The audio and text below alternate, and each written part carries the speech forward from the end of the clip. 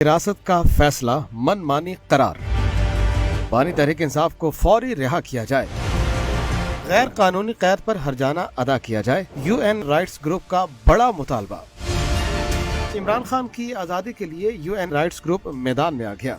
जनीवा में कायम अक़वाम मुत्तहिदा के इंसानी हुकूक के लिए काम करने वाले ग्रुप का बड़ा दावा करते हुए कहना है कि साबिक वज़ीर आज़म इमरान खान को बैनुल अक़वामी क़वानीन की खिलाफ वर्जी करते हुए क़वायद व ज़वाबित के बगैर कैद में रखा गया है, इसलिए उन्हें फौरी तौर पर रिहा किया जाए और गैर कानूनी कैद में रखने के एवज हर्जाना भी अदा किया जाए। इंसानी हुकूक वर्किंग ग्रुप की रिपोर्ट के मुताबिक इमरान खान की हिरासत का फैसला मनमानी और बैनुल अक़वामी कानून की खिलाफ वर्जी है।